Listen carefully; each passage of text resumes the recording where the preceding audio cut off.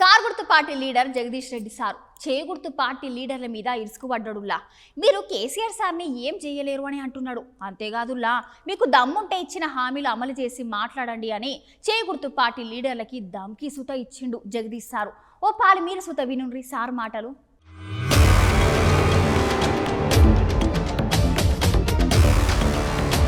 అవునల్లా మిర్యాలగూడలో జరిగిన మీటింగ్ లో జగదీష్ రెడ్డి సార్ మాట్లాడుకుంటూ తెలంగాణలో రాక్షస పాలన నడుస్తుంది అన్నాడు.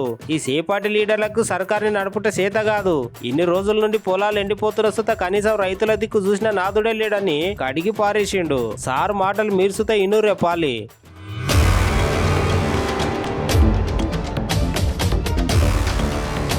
వాస్తవం మన కళ్ళ ముందట ఉన్నది ఏంటిది, మీడియాలో వస్తున్నది, పేపర్లో రాస్తున్నది, టీవీలో చూపిస్తున్నది ఏంటి, ఒక్కసారి పోల్చుకోవాలమ్మా.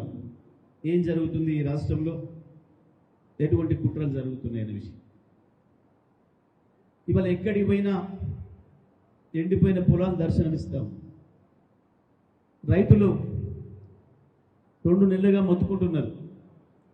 ఒక్క తడిస్తే 2 తడిలు ఇస్తే లక్షల ఎకరాలలో మేము బతికిపోతాం, కేసీఆర్ ఉన్ననాడు ఇచ్చినట్లే చివరికి మాకు ఇస్తారు, ప్రభుత్వం మమ్మల్ని ఆదుకుంటుంది అనుకొని మేము ఉన్న నీళ్ళతో నాటబెట్టుకున్నాం.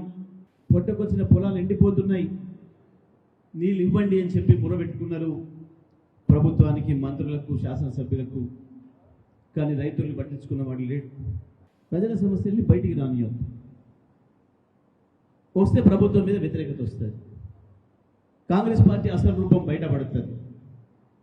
ప్రజలు ఇచ్చిన హామీలు, కాంగ్రెస్ పార్టీ ప్రజలకు ఇచ్చిన హామీలు చర్చకు వస్తాయి, రానియొద్దు.